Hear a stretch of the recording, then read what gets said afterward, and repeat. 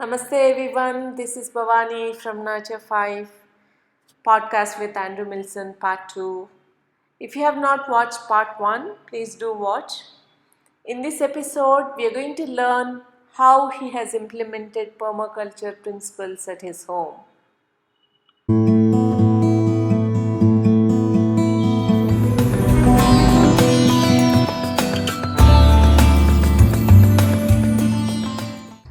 So I have built up my yard over all this time here, piling the prunings. You can see Kind of Hugo culture? it's like a hugelkultur, Yeah. but not like official. Yeah. And so you see how we're gonna walk over there, but you see how my neighbor's yard drops down? Yes. It used to be Huh.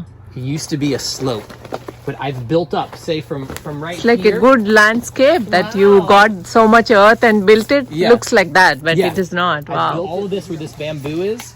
This is where I started building it up, and now over the last 14 years, I've built up this whole part. Now it's level, and you can see I'm still doing it. And then every time I dig out, Wow. I bury.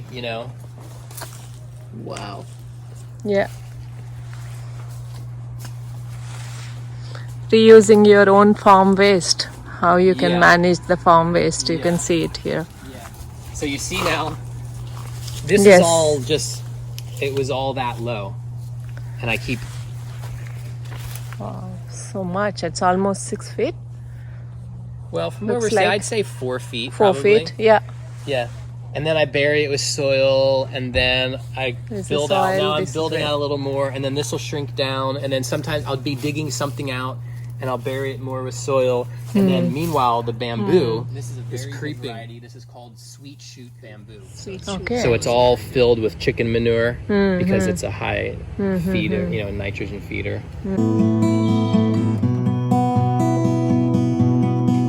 And then I catch water in here from the roof. From the rainwater. The from rainwater in here. This. So you're storing it there. Step in the hole. Yeah. Yeah, so I'm storing it. And this isn't, it's only enough for, it doesn't last, at some point in the summer I need to bring in, we're in a well here. Okay. So we have well water. So we're kind of recharging our own, it's shallow water table, Okay. Yeah, but I built this stone here to kind of, and sunk these down to kind of make it like, To have more space also, right? well, it's more like for the microclimate. Because this is an unheated greenhouse, so it will freeze in here. Like when we get down, sometimes our temperatures can get down to like 15 degrees Fahrenheit. Okay. And when you get that cold here, it will get below freezing here. So Okay. everything in this greenhouse, it's a subtropical, Okay. meaning everything can survive. 100 lemons in this. Probably 100 lemons. I mean, look, if you count all these, Yeah. there's lots and lots and lots all over. So, yeah, I get so many lemons that I don't know what to do with them all. I give them away to my friends because they all come in the wintertime is when the lemons come. So, but It's amazing how you can mimic the nature and then still enjoy it. Planted for filtration of your grey water. That's what I understood. it comes into here. But see, there was an old septic tank Okay. under here from back before they had city sewer. This is an old house. And so there's a big concrete container here. So I filled it with rock, and then I put these plants in.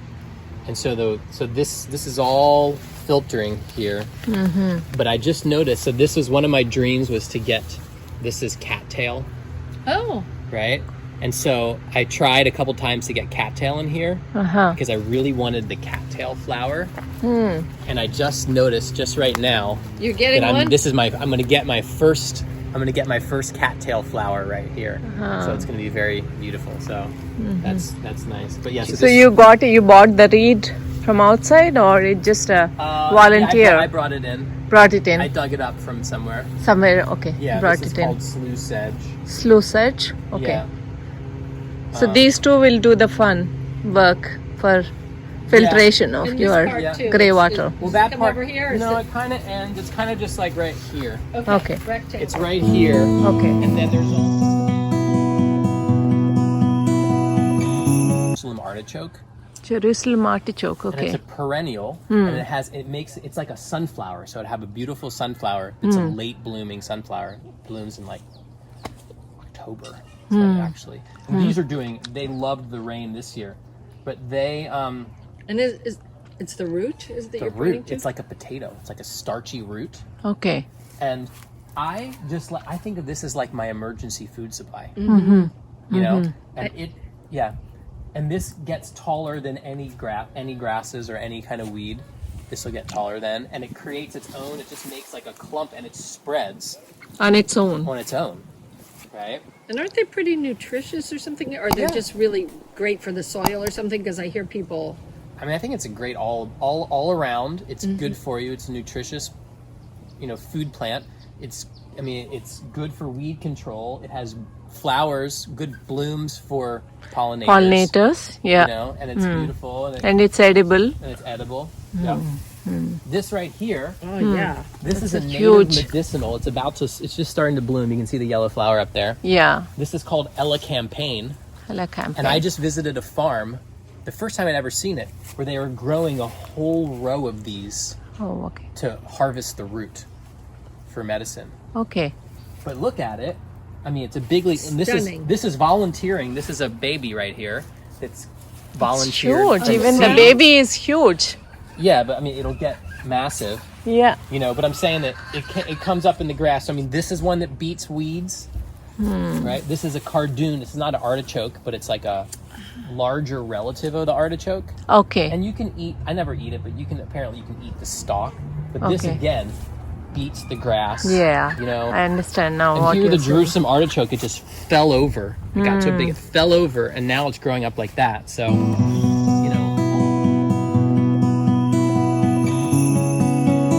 this is a pawpaw right here. Okay. And it's because we had a late freeze, it froze off, so I have no fruit on it this year.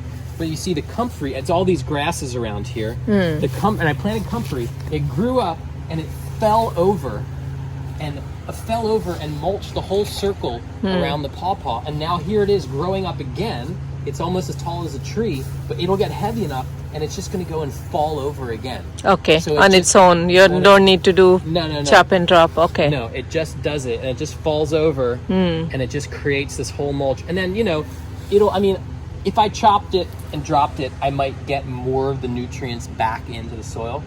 But these blooms, you see this bumblebee here? It's a pollinator too. Yeah. So they it's a two-in-one you're seeing these here. bumblebees love it. Okay. All these bumblebees. So I don't drop it, I just let it